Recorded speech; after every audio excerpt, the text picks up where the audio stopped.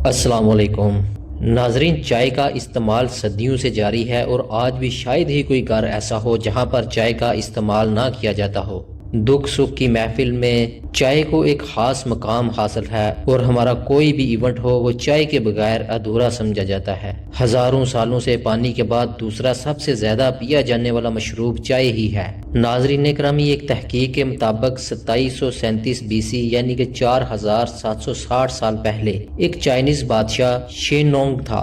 یہ ہمیشہ بوائل کیا ہوا پانی ہی استعمال کرتا تھا کیونکہ اس کا ماننا تھا کہ یہ پانی صحت کے لیے مفید ہوتا ہے۔ ایک دن اس کے لیے پانی ابالا جا رہا تھا کہ قریب میں موجود ایک جڑی بوٹی کے پتے ہوا کی وجہ سے اڑ کر اس کے پانی میں آ گرے۔ شینونگ نے جب دیکھا کہ پانی کا رنگ تبدیل ہو گیا ہے اور اس میں ایک دماغ کو سکون بخشنے والی خوشبو اٹھ رہی ہے تو اس نے اس مشروب کو پینے کا فیصلہ کیا، جس کو پی کر اس کو بہت سکون ملا اور اس کی تھکاوٹ اتر گئی۔ وہ خود کو تر و تازہ محسوس کرنے لگا۔ اس کے بعد اس نے وہ مشروب شوق سے پینا شروع کر دیا اور اس کو ڈیلی روٹین میں شامل کر لیا۔ اس جڑی بوٹی کی حفاظت اور اس کے مزید پھیلاؤ کے لیے اس نے ایک ٹیم بھی مقرر کر دی۔ یوں چائے کی ابتدا ہو گئی۔ ابتدا میں اس چائنیز بادشاہ نے سختی سے یہ آرڈر جاری کر دیے کہ اس مشروب کے بارے میں کسی بھی اور ملک کو پتہ نہیں لگنا چاہیے، لیکن جب آہستہ آہستہ چائنیز لوگوں میں اس کا رجحان بڑھنے لگا تو یہ اس کے ایڈکٹ ہو گئے۔ جب بھی کوئی چائنیز دوسرے ملک میں جاتا تو وہ کچھ اپنے استعمال کے لیے چائے کی پتیاں چھپا کر ساتھ لے جاتا۔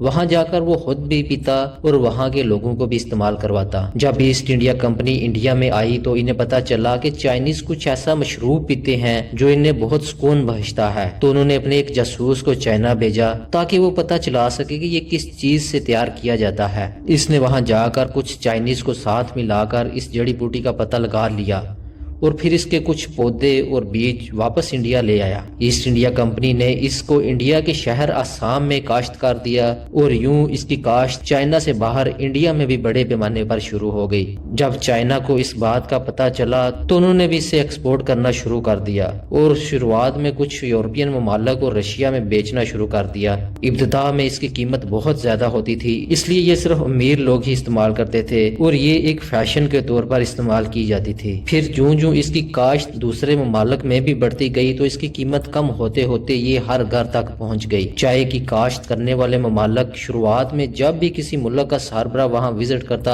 جس ملک میں چائے نہیں پائی جاتی تھی تو وہ اس کو تحفۃً چائے پیش کرتے تھے۔ منگولین خان نے رشین بادشاہ کے وزٹ پر اس کو 70 کلو چائے کی پتیاں تحفۃً پیش کی۔ اس سب کے ساتھ ساتھ یہ بحث بھی بڑے زور و شور سے چلتی رہی کہ کیا یہ صحت کے لیے مفید ہے یا نقصان دہ ہے۔ لوگ کافی کنفیوژن کا شکار نظر آتے رہے، لیکن اب سائنس نے اس بات کو بھی واضح کر دیا ہے۔ اگر چائے کا استعمال محسوس